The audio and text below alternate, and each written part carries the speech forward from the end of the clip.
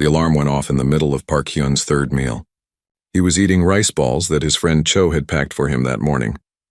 The transport ship he worked on was quiet, moving through empty space like it always did.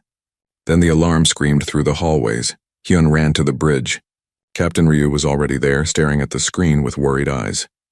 "Distress beacon," Ryu said. 2 hours away. "We should help them," Hyun said. Ryu shook his head. "The signature is Vrexian." You know what that means, Hyun knew. Everyone in the galaxy knew about the Vrexians. They were hunters, predators. Their species had conquered 6 star systems by being the strongest, the fastest, the most dangerous. Human children had nightmares about them. Trading posts closed their doors when Vrexian ships approached. "They might be dying," Hyun said quietly. "They might kill us," Ryu answered. Hyun thought about his younger brother. 5 years ago, his brother's ship had sent out a distress call. 3 vessels passed by without stopping. By the time help arrived, everyone was dead. Hyun still remembered getting the news. He remembered thinking that someone could have saved them. Someone just had to care enough to try. "Please," Hyun said. "Just to look." Ryu stared at him for a long moment. Then he sighed. "Fine. But if anything looks wrong, we jump away immediately." 2 hours later, they found the Vrexian ship. It was small, a scout vessel, and it was damaged badly. Burn marks covered the hull. One engine was completely destroyed. The ship drifted in space like a dead thing. "No life support," the engineer Lee said, checking his readings. "Wait. Yes, there is. Minimal.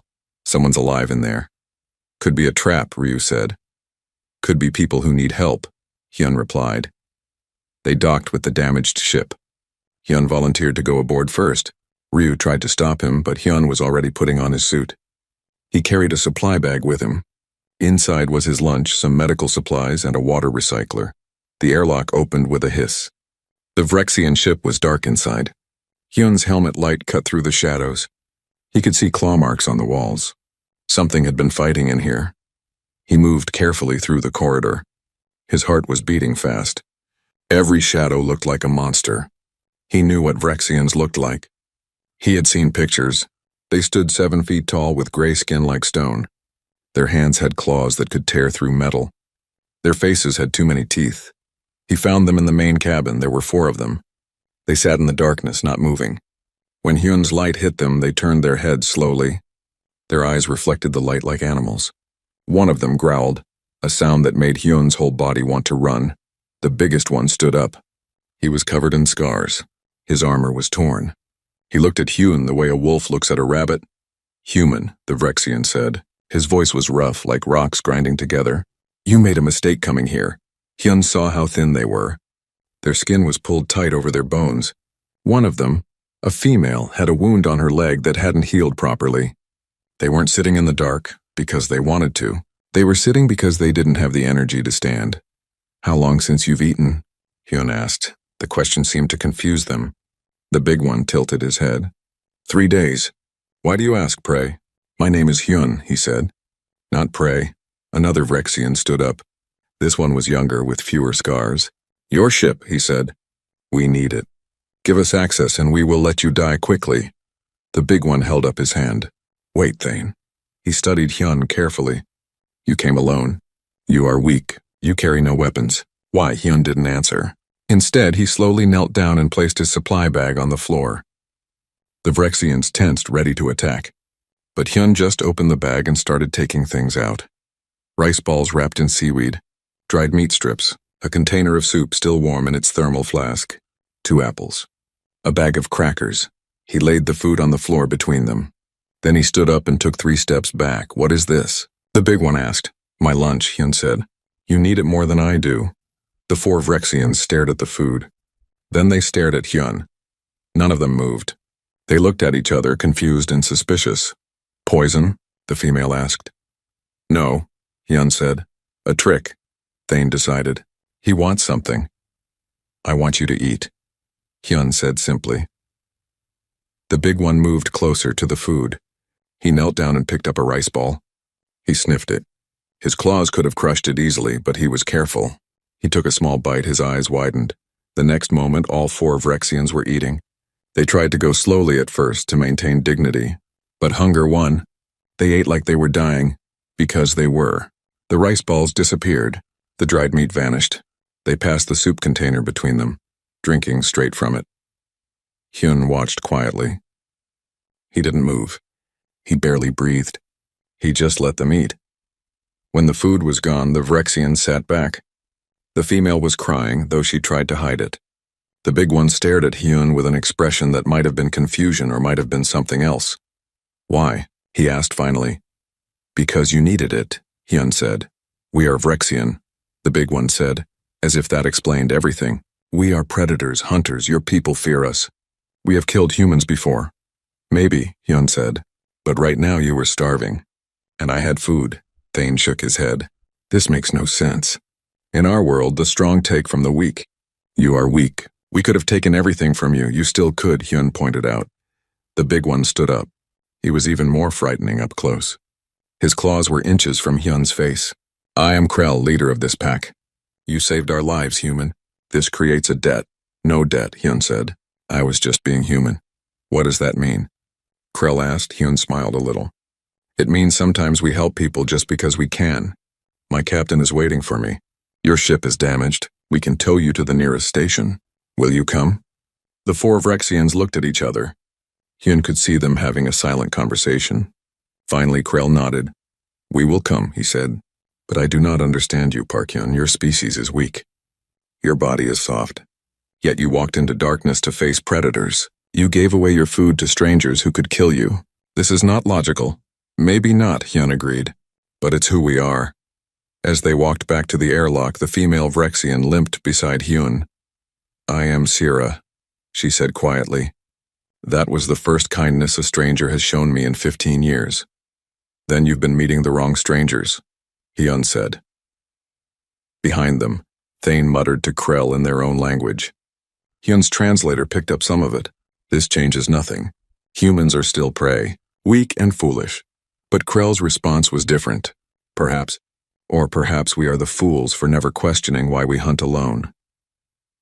On the bridge of the transport ship, Captain Ryu nearly had a heart attack when Hyun returned with 4 Vrexian warriors. But when he saw how weak they were, how grateful, something in his expression changed.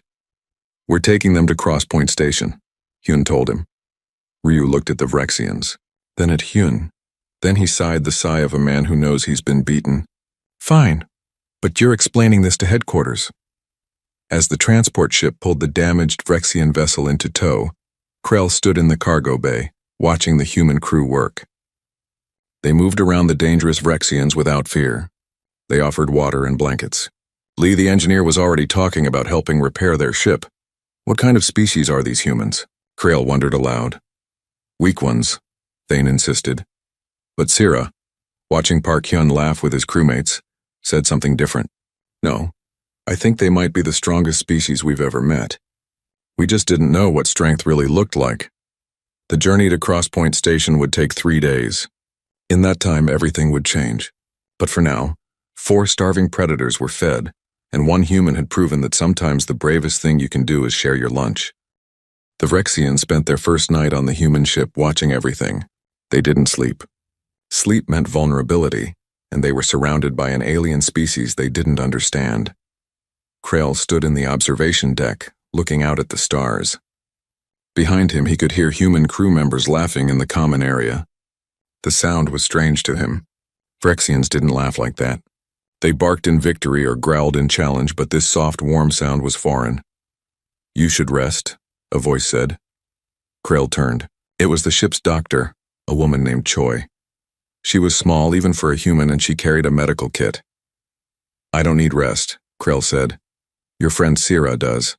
Her leg wound is infected. Will you let me treat her?" Krell studied the doctor carefully. In his world, showing weakness to an outsider meant death. But these humans had already seen them at their weakest. They had been starving, defeated, and helpless. Yet the humans hadn't attacked. "I will ask her," Krell said. He found Sierra in the cargo bay where the Vrexians had made their temporary camp. Thane was there too, pacing like a caged animal. The 4th member of their pack, a quiet male named Rin, was trying to rest. "The human doctor wants to treat your leg," Krell told Sierra. "No," Thane said immediately. "We show no more weakness to these creatures." "These creatures saved our lives," Sierra reminded him. "They want something. Thane insisted. No species gives without taking. They're waiting for the right moment to demand payment. Krell had thought the same thing at first, but he had been watching the humans for hours now. Engineer Lee had spent 3 hours helping them understand their ship's damage. He hadn't asked for anything in return. Captain Ryu had given them access to the food storage. The crew walked past them without fear or hostility. Let the doctor look at your wound, Krell decided. If it's a trap, we will deal with it. Dr. Choi came to the cargo bay with her medical kit. She knelt beside Sierra with slow, careful movements. Sierra watched her with predator eyes, ready to strike if needed. This will hurt a little, Dr. Choi said gently. She cleaned the wound with careful hands. Sierra flinched but didn't pull away. The doctor worked with a gentleness that confused Sierra. In Vrexian culture, pain was expected. You endured it or you died, but this human seemed to care about causing unnecessary pain. Why are you a doctor? Sierra asked suddenly. Dr. Choi looked up, surprised by the question. I wanted to help people, that's all. That's everything, Dr. Choi said, smiling. After the doctor left, Sierra sat quietly, touching the clean bandage on her leg. She cared, Sierra said softly. Not because I'm part of her pack. Not because I can help her survive. She just cared. It's a trick, Thane muttered, but his voice was less certain now. The next morning, Captain Ryu invited the Vrexians to breakfast in the common area. The humans ate together every morning. It was their custom. The common area was small and crowded. Humans sat at tables talking and eating. When the 4 Vrexians entered, the room went quiet for a moment. Then Hyun waved them over. Sit with us, he said. Krell and his pack sat at the table. The humans brought them food. Real food, not the emergency rations they had been surviving on. There was rice, vegetables, some kind of meat, and fresh fruit. Thane stared at the fruit like it might be poisonous. Why do you feed us? Because it's breakfast time, Hyun said, as if it was the most obvious thing in the world. We could kill you, Thane said. All of you. We are predators. You are prey. Engineer Lee, sitting across from them, shrugged. Could you, though? I mean, you're still recovering. You're weak, and there are 30 of us on this ship. Thane growled, but Krell put a hand on his shoulder. He's right. And more importantly, they know we won't attack. How do they know? Thane demanded. Because we already would have, Krell said simply. We've had opportunities. We haven't taken them. They trust us. Trust. Sierra repeated the word like she was tasting it. We don't have a word quite like that in our language. Hyun put down his food. Really, you don't have trust? We have pack bond, Krell explained. But that's different. Pack bonds are formed through blood, through shared survival. You trust your pack because you fought beside them, but you humans seem to trust strangers. Not always, Hyun admitted, but we try. My grandmother used to say that trust has to start somewhere. Someone has to be brave enough to give it first. That sounds like a good way to die, Thane said. Sometimes, Hyun agreed, but it's also how we've survived. Humans used to live in small groups like packs. We were weak. We had no claws, no armor, no natural weapons, but we learned to trust each other. We formed bigger groups, tribes, cities, nations. Eventually we trusted each other enough to work together, and that made us strong. Krell leaned forward. This interested him. You're saying weakness forced you to cooperate? Maybe. Or maybe cooperation was always our strength and we just had to learn how to use it. After breakfast, Engineer Lee showed the Vrexians their ship's damage assessment. It was bad. The main engine was destroyed. The navigation system was fried. The life support had been running on emergency power. You were maybe 12 hours from death when we found you, Lee said bluntly. How long to repair? Krell asked. With standard methods? 3 weeks. But I've been studying Vrexian engine design. If you help me, we could maybe do it in 1 week. Why would you help us repair our ship? Rin asked. He had been quiet until now, but the question seemed to bother him. Because you need your ship, Lee said, confused by the question. But once we have our ship, we could leave. We could attack you. We owe you nothing. Lee looked genuinely puzzled. But you wouldn't do that. You seem like decent people. Thane laughed, a harsh barking sound. Decent, we are Vrexian. We have destroyed colonies. We have killed hundreds in battle. Your species fears us across 6 systems. Yeah, Lee said. But you also could have killed Hyun when he came aboard your ship. And you didn't. You could have attacked us when you were brought here. And you didn't. So maybe you're not as scary as you think you are. That evening, Krell found Hyun in the observation deck again. The human was drinking something hot from a cup and watching the stars. Your engineer insulted us today, Krell said. Did he? He called us decent. He implied we're not dangerous, Hyun smiled. And that bothers you? Yes, no. Krell sat down, frustrated. I don't know. We are predators. That's our identity. We are the hunters. The strong. The feared. But your people look at us and see something different. What do we see? You see people who need help. You see injured warriors who need a doctor. You see hungry strangers who need food. You see damaged ships that need repair. Krell shook his head. You see us as equals, isn't that good? It's confusing, Krell admitted. In our culture, there are only two types of beings. Pack and prey, strong and weak, dominant and submissive. But you humans don't fit into those categories. You're physically weak, but you defeated us without fighting. You're prey animals, but you don't act like prey. Hyun was quiet for a moment. Can I tell you something about human history? Please. A long time ago, we had animals called wolves. They were predators like you. Strong, fast, dangerous. They hunted in packs. They were apex predators in their environment. Like Vrexians. Yes, but some wolves started living near human settlements. They ate our garbage. They followed our hunters. And slowly, over thousands of years, those wolves changed. They became dogs. They became weak, Krell said. No, Hyun said firmly. They became partners. Dogs kept their strength. They can still fight, still hunt, still protect. But they gained something more. They gained humans. Together, humans and dogs spread across our entire world. Dogs live in comfort and safety. They're fed and cared for. Humans gained loyal companions who help us hunt, protect us, guide us. Both species became stronger together than either was alone. You're saying we should become your pets? Thane's voice came from the doorway. He had been listening. No, Hyun said patiently. I'm saying that predators can evolve. You can keep your strength and gain partnership. The question is, are you brave enough to try? Thane walked away without answering. But Krell stayed, thinking about wolves and dogs, about predators and partners. That night, Sierra asked Dr. Choi to teach her about human medicine. Rin asked Lee if he could help with the ship repairs. Even Thane, despite his anger, found himself watching the human crew with curious eyes. They were 3 days into a journey that would change everything. The Vrexians were beginning to understand that the humans weren't weak. They were different. And maybe, just maybe, different wasn't the same as inferior. As Krell lay down to rest that night, he thought about Hyun's words. The human had called cooperation a strength. In Vrexian culture, that would be heresy. But Krell had seen the human crew working together. He had seen how they cared for each other, helped each other, trusted each other, and he wondered, what if his entire species had been wrong about what strength really meant?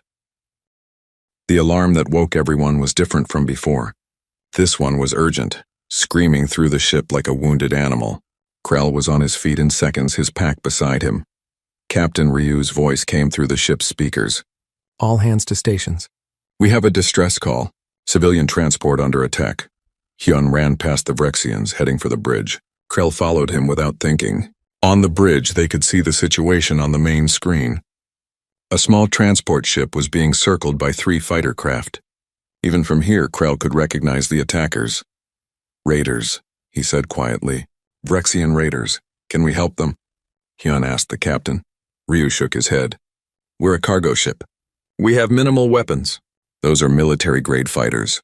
If we engage, we'll be destroyed. So we just leave them to die? Hyun's voice was angry. We call for help and hope it arrives in time, Ryu said. But his expression said he knew help wouldn't come fast enough. Krell studied the screen. 3 fighters. He knew those ships. Light, fast, brutal. The raiders would disable the transport, board it, take everything valuable and kill everyone aboard. It's what raiders did. It's what his own pack might have done in another life. I know those ships, Krell said. I can fight them. Everyone on the bridge turned to stare at him. You're recovering, Ryu said. Your ship isn't even repaired.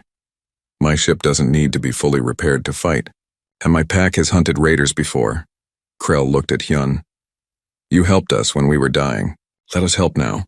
Thane appeared in the doorway with Sierra and Rin behind him. Krell, what are you doing? The right thing, Krell said. I think, Thane stared at him. Then slowly he nodded. The right thing, yes, I understand. Engineer Lee spoke up. If they take their ship out, they'll need support.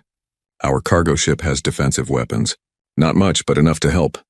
Captain Ryu looked around at his crew, then at the Vrexians, then at the civilian transport on the screen, which was taking heavy fire. He closed his eyes and made the decision. Battle stations. Everyone to your positions. Lee, get that Vrexian ship ready to launch. Hyun, you're with me on weapons. Vrexians, try not to get killed. We just got you healthy. 10 minutes later, Krell's pack was in their repaired ship, engines humming. It felt good to be back in command of his own vessel. Sierra was on sensors. Rin handled weapons. Thane was his co-pilot. This is stupid, Thane said, but he was smiling his predator smile. We're going to fight our own kind to save humans we barely know. Yes, Krell said simply. Good, Thane said. I was hoping you'd say that. They launched from the cargo ship's bay and immediately dove toward the combat zone. The Raider fighters saw them coming and broke off from the civilian transport. One of them opened a communication channel. Krell? A voice said. Is that you? Krell recognized that voice. Gresk. I should have known you'd still be alive. You're like a disease that won't die. Gresk laughed. But what are you doing here, old friend? That cargo ship has human markings. Don't tell me you're working with the prey now. They saved my pack's lives, Krell said, so take what you want from them and join us. This transport has good cargo. We'll split it with you. Krell looked at his crew. Sierra shook her head slightly. Rin's hands were already on the weapons controls. Thane just grinned. No, Krell said. Leave the transport alone. Silence on the channel. Then Gresk spoke again, his voice cold. You've gone soft, Krell. These humans have made you weak. We'll kill them and then we'll kill you for betraying your own kind. Come try, Krell said, and cut the channel. The battle began fast. Gresk's raiders were experienced fighters. They knew how to work together, how to corner prey. But Krell's pack knew something the raiders didn't. They had been watching the humans. They had learned new things. Sierra, coordinate with the human ship, Krell ordered. Share our sensor data with them. That's not how we fight, Thane protested. No, Krell agreed. It's how humans fight. Let's try it their way. The change was immediate. The cargo ship could see what Krell's pack could see.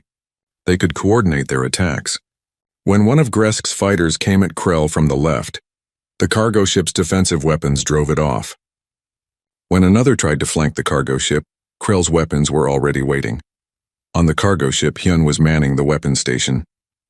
He had never been in combat before. His hands were shaking. But he could see the tactical display, could see how the Vrexian pack was moving, and he understood. Cover their right side, he told Captain Ryu. They're pushing the raiders toward us. Ryu fired, and one of the raider ships took a hit. I'll be damned. This is actually working. The civilian transport, seeing help arrive, tried to limp away from the combat zone, but one of the raiders broke off to pursue it. Krell saw it happening. Sierra, which ship is targeting the civilian? The one diving low. He's going for their engines. Krell made a decision that would have been unthinkable a week ago. Rin, protect the civilian ship. Thane, take us after Gresk. The humans will cover us. They split up. In traditional Vrexian combat, splitting your pack was suicide. You stayed together, overwhelming enemies with combined force. But humans fought differently. They spread out, covered each other, worked as a larger team rather than a tight pack. Rin pursued the raider, threatening the civilian ship. He wasn't the best pilot, but he was steady. When the raider tried to shake him, the cargo ship was there, forcing the raider back into Rin's weapons range. 2 shots and the raider's engines were disabled. Meanwhile, Krell was chasing Gresk through a deadly dance of space combat. Gresk was good, maybe better than Krell, but Gresk was alone, fighting the old way. Krell had backup Hyun, Krell said over the communication channel. I'm going to drive him toward you. Can you hit him? I've never done this before, Hyun admitted. Neither have I, Krell said. Let's learn together. Krell pushed Gresk hard, using maneuvers that left Krell's own ship vulnerable. But every time Gresk tried to take advantage, the cargo ship's weapons drove him off. Gresk was fast, skilled, and desperate. But he was fighting 2 ships that moved like one. Finally, Gresk made a mistake. He zigged when he should have zagged, and suddenly he was right in front of the cargo ship. Now, Krell shouted. Hyun fired. His first shot missed. His second shot missed. His third shot hit Gresk's ship right in the engine core. The raider fighter spun out of control, bleeding atmosphere. The third raider, seeing both his companions disabled, decided retreat was smarter than death. He jumped away into hyperspace. For a moment, there was silence on all channels. Then Hyun spoke, his voice shaking. Did we just win? We did, Krell said. He felt strange.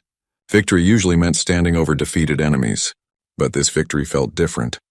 Better somehow. They towed both disabled raider ships to the nearest station, a place called Haven's Rest. The station was neutral territory, a hub for travelers of all species. When they arrived, they found the civilian transport already docked. Its crew was mostly safe, though shaken. Among the survivors was a small human child, a girl, maybe 6 years old. Her name was Yuki. She had lost her parents in the attack. When she saw the Vrexians, she screamed and hid behind a station security officer. Sierra stopped walking. The child's fear hit her like a physical blow. Was this how the galaxy saw them? As monsters who made children scream, the security officer was trying to calm Yuki down. The girl had a small toy, a stuffed animal that she had dropped when she ran away. It lay on the ground between Sierra and the child. Sierra moved very slowly. She picked up the toy with careful claws that could have torn it apart. She walked toward Yuki, who pressed harder against the security officer's legs. Here, Sierra said softly, holding out the toy. You dropped this. Yuki stared at her. Then very slowly the girl reached out and took the toy back. Thank you, she whispered. You're welcome, Sierra said. Later, in the station's common area, Commander Shin of the station security met with them. He was an older human with gray hair and tired eyes. You saved 37 people today, Shin said. The civilian transport, its crew and passengers. We're grateful. We just did what needed to be done, Krell said. Shin studied the Vrexian pack carefully. You worked with humans.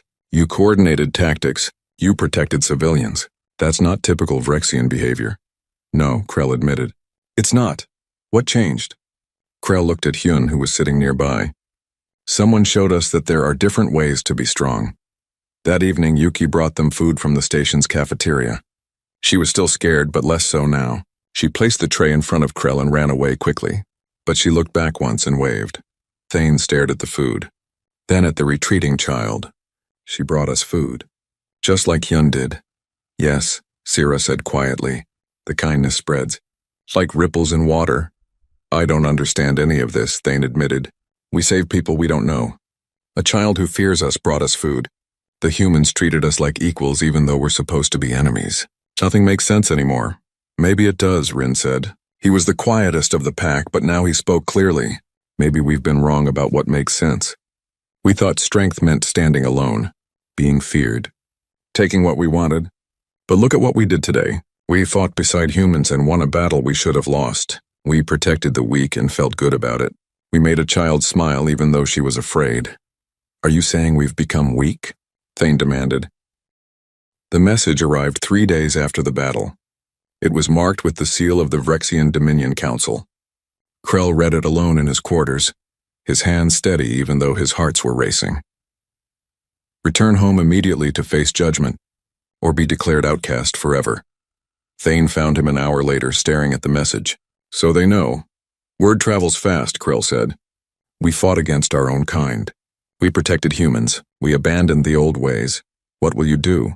Krell looked at his second in command. What will we do? You're part of this pack, Thane. The choice is ours to make together. Thane was quiet for a long moment. We should go back, face them. If we're going to change, we should try to change our people too. They might kill us.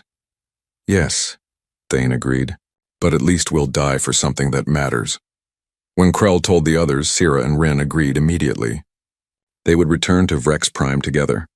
As a pack, Hyun insisted on coming with them. Captain Ryu tried to talk him out of it, but Hyun was stubborn. You're going into danger because you learned something from us, Hyun said. The least I can do is stand beside you, so it was decided.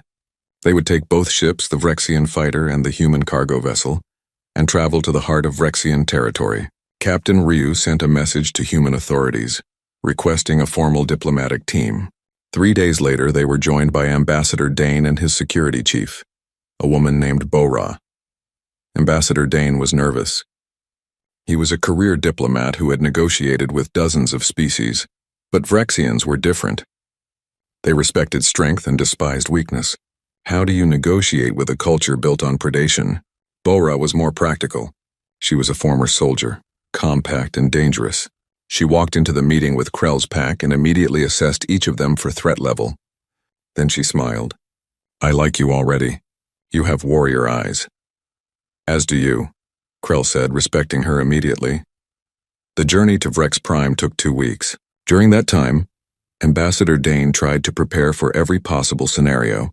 He studied Vrexian culture, practiced their customs, learned their language. But Hyun told him something important. They won't respect you because you know their customs, Hyun said. They'll respect you if you're honest. That's not how diplomacy works, Dane protested. Maybe not, Hyun said. But it's how friendship works. When they finally arrived at Vrex Prime, the sight took everyone's breath away. The planet was beautiful in a harsh way. Red deserts stretched across continents. Mountain ranges taller than anything on Earth pierced the atmosphere. And everywhere, evidence of a warrior culture. Military installations dotted the surface. Orbital defense platforms surrounded the planet like angry moons. They were escorted to the surface by Vrexian military ships. No one spoke to them. No one welcomed them. They were prisoners or guests or something in between. The council chambers were carved from black stone. The High Matriarch sat on a throne that looked like it was made from the bones of ancient beasts. She was old, her scales scarred from 100 battles. Her eyes were sharp and cold. Beside her sat the other council members. 7 warriors, each one a legend in their own right. They looked at Krell's pack with expressions ranging from contempt to curiosity. Krell, the High Matriarch said. Her voice echoed in the stone chamber. You stand accused of betraying your species. You fought alongside humans. You protected the weak. You rejected the ways of strength. How do you answer these charges? Krell stepped forward. His pack stood behind him, and behind them the humans watched quietly. I answer that the charges are true. I did all these things. Murmurs rippled through the chamber. Admitting guilt was not what they expected. Then you admit you have become weak? Another council member asked. No, Krell said firmly. I have become stronger. Just not in the way you understand. The High Matriarch leaned forward. Explain. Krell chose his words carefully. We call ourselves apex predators, the strongest species in the galaxy. But I ask you, what is the purpose of strength? To survive, one council member said. To conquer, said another. To dominate, said a third. Yes, Krell agreed. And we have survived. We have conquered 6 systems. We dominate every species we encounter. But where has it gotten us? We are alone. We are feared. We have no allies. We cannot grow beyond what we are because we cannot imagine being anything else. We don't need allies, the High Matriarch said. We have ourselves. Do we? Krell gestured to his pack. We were dying in space. Our ship was destroyed. We had no help because we have never offered help to others. We have built a culture where even asking for aid is seen as weakness. Is that truly strength, or is it just pride? One of the council members, a scarred warrior named Vex, stood up. You dare lecture us about strength? You who traveled with humans. They are prey. Weak and soft, are they? Krell asked. He turned to Hyun. This human walked alone into a damaged ship full of predators. He gave us his food knowing we could kill him. He came to our world knowing he might die here. Is that weakness? Vex growled but said nothing. Ambassador Dane stepped forward. Bora moved with him, her hand near her weapon. High Matriarch, with respect, I think there's been a misunderstanding between our species. Oh? The High Matriarch's eyes fixed on him. And what is that? You see us as prey, as weak. But humans didn't reach the stars by being weak. We reached them by working together. By building alliances. By turning enemies into friends. Our strength isn't in our claws or our weapons. It's in our ability to cooperate. Cooperation is for those too weak to stand alone, Vex said. Bora spoke up, her voice hard. I've fought in wars across 4 systems. I've led soldiers into battles where the odds were impossible.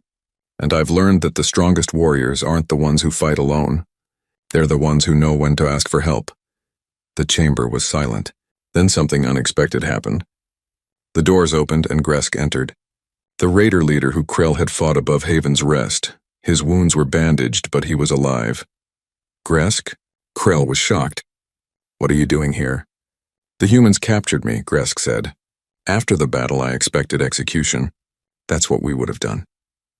But instead, they gave me medical treatment, food. They offered me a choice. Prison or work as a security contractor. Which did you choose?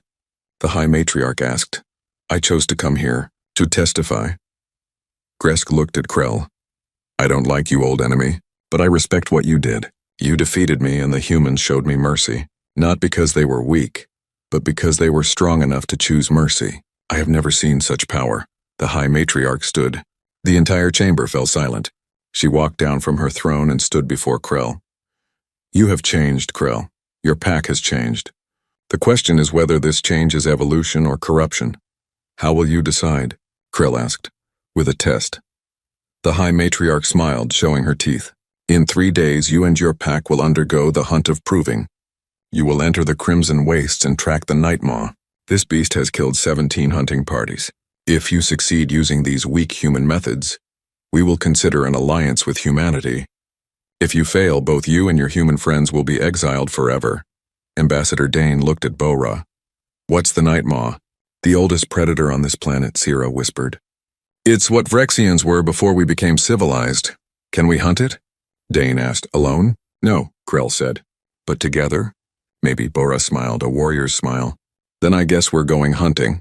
The High Matriarch returned to her throne. You have 3 days to prepare. Use them well. If you survive the Nightmaw, you will prove that cooperation has value. If you die, you will prove that the old ways are best. Either way, we will have our answer. That night, Krell stood with Hyun on a balcony overlooking the Vrexian capital. The city glowed with harsh lights. Everything here was built for strength, for war, for dominance. Are you afraid? Hyun asked. Yes, Krell admitted. The Nightmaw is death itself. Every hunter fears it. Then why are we doing this? Krell looked at his human friend. Because you shared your lunch with a starving predator and changed everything. Because Sira wants to heal instead of just hunt. Because Thane finally understands that caring about others doesn't make you weak. Because Rin believes we can be something better. And because I want my people to have what humans have. What's that? A future where we're not alone, Hyun smiled. Then let's go kill a monster and show them what's possible. In 3 days they would face the deadliest predator on Vrex Prime.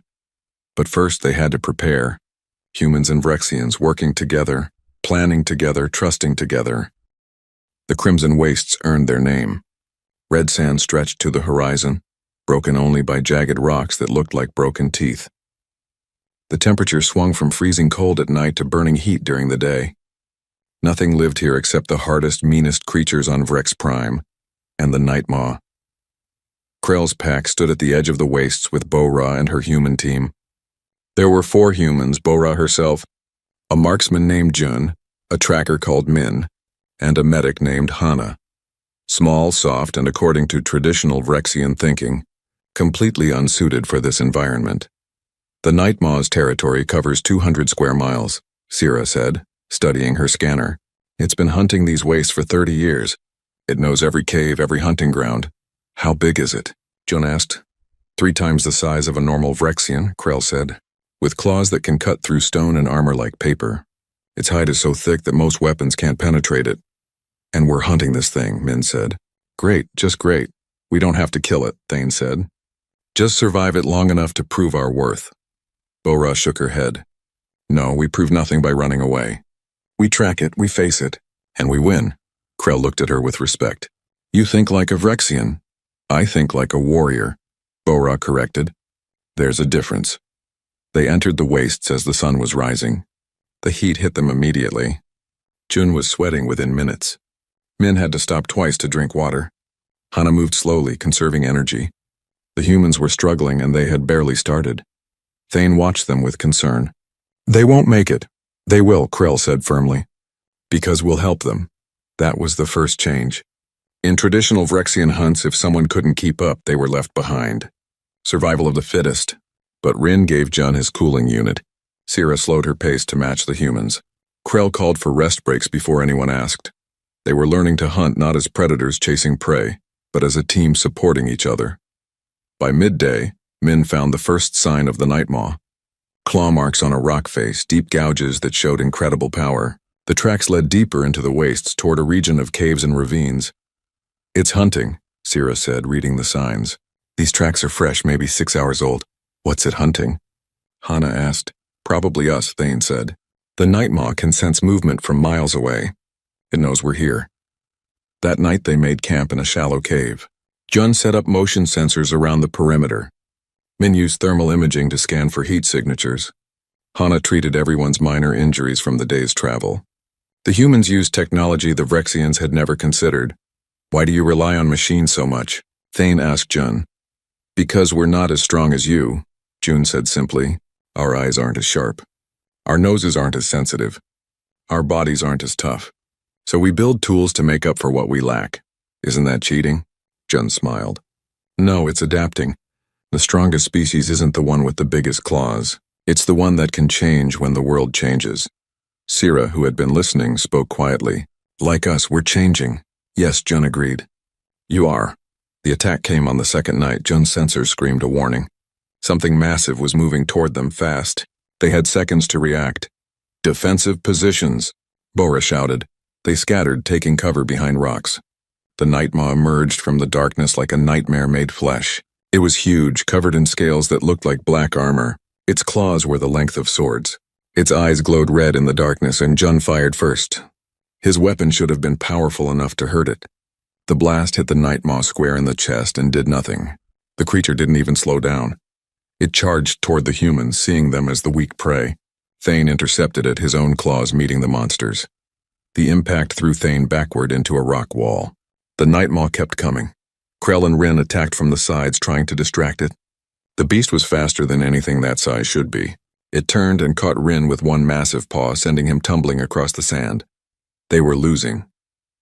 The Nightmaw was too strong, too fast, too powerful. Traditional Vrexian tactics weren't working. Fall back, Bora ordered. Tactical retreat, they ran. The Nightmaw followed, roaring its fury. They led it through narrow passages between rocks, places where its size worked against it. Min dropped explosive charges behind them, not enough to hurt the creature, but enough to slow it down. They regrouped a mile away, breathing hard. Hana was already treating Rin's injuries. Jun's arm was broken. They were hurt, exhausted, and the Nightmaw was still hunting them. We can't beat it with strength, Krell admitted. It's stronger than all of us combined. Then we don't fight with strength, Bora said. We fight with intelligence. They spent hours planning. Sira tracked the Nightmaw's patterns. Min analyzed its behavior. Jun studied its anatomy from his scanner data. Hana identified potential weaknesses. Krell and Thane planned the attack strategy. This was cooperation on a level neither species had tried before. Humans bringing technology and analysis, Vrexians bringing experience and physical power. Together they created a plan that neither could have made alone. On the third day they were ready. They found the Nightmaw's lair, a deep cave system where the creature rested during the heat of the day. Instead of attacking directly, they set a trap. Jun rigged explosives to bring down the cave entrance. Min set up a perimeter of sensors and barriers. The humans created a kill zone using technology. Then Sira did something brave and crazy. She walked into the Nightmaw's lair alone. The creature woke immediately. It saw her alone and vulnerable and charged. Sira ran. She was fast, but the Nightmaw was faster. It chased her out of the cave, right into the trap. The cave entrance exploded. Rocks fell, blocking the Nightmaw's retreat. It was in the open now, in the kill zone, but it was still incredibly dangerous. The coordinated attack began. Jun fired from high ground, targeting the creature's eyes. His shots weren't strong enough to penetrate its hide, but they could blind it. The Nightmaw roared and stumbled. Thane and Rin attacked from the sides with Vrexian weapons, aiming for joints and soft spots that Hana had identified. The creature turned to face them. Bora threw a net made of high tensile cables. It wrapped around the Nightmaw's legs, not strong enough to hold it, but enough to slow it down. Min activated electromagnetic pulses that disrupted the creature's nervous system. And Krell, with everything he had learned, led the final attack. Not to kill, but to capture. They drove the Nightmaw into a narrow ravine. The walls were steep on both sides. Bora's team had rigged the ravine with cables and supports. As the Nightmaw entered, they triggered the trap. Nets fell from above. Cables wrapped around its legs, neck, and body. The creature roared and struggled, but slowly, inevitably, it was immobilized. They had done it. They had captured the Nightmaw alive. The journey back to the Dominion capital took 3 days. They brought the captured Nightmaw with them, sedated but alive in a transport cage. Word spread fast. By the time they arrived, thousands of Vrexians had gathered to see the impossible. The High Matriarch met them in the council chambers. She looked at the captured beast, then at the tired, wounded team of humans and Rexians. You did not kill it, she observed. No, Krell said. We proved mastery over it without destroying it. That's a greater show of power than simple death. And you did this together, humans and Rexians, prey and predators. No, Bora said firmly. Warriors and warriors. We're not prey. We never were. You just saw us that way because we're different. The High Matriarch walked around the captured nightmaw, studying it carefully. For 30 years, this creature has killed our hunters. 17 packs have fallen to it using traditional methods, but you succeeded where they failed. Because you used new methods, she turned to face the council, my fellow council members. I ask you, what is the purpose of strength? No one answered. The High Matriarch continued. We have always said strength is for survival, for conquest, for dominance. But perhaps Krell is right. Perhaps strength is for building, for growing, for creating something greater than ourselves. Vex, the scarred council member who had opposed Krell before, stood up. High Matriarch, I have fought for 60 years. I have killed hundreds. I have built my life on being strong and independent. But watching these humans and Rexians work together, I saw something I have never seen before. I saw warriors of different species moving as one pack. I saw the weak supporting the strong, and the strong protecting the weak. I saw true power. The High Matriarch nodded slowly. The council will vote. Should we establish formal alliance with humanity? Should we allow this new way of cooperation? One by one, the council members voted. It wasn't unanimous. Some clung to the old ways, but the majority voted yes. It is decided, the High Matriarch said. The Rexian Dominion will ally with humanity. Krell's pack will become the first joint Rexian human unit. They will serve as a bridge between our peoples. Hyun, who had been watching from the side, stepped forward. High Matriarch, with respect, they're not just a bridge. They're something new. Neither purely Rexian nor purely human. They're a pack that proves we can be stronger together. Yes, the High Matriarch agreed. And perhaps that is the future. Not Rexians or humans, but something greater than either. 3 months later, the Morning Star had been modified to house both species.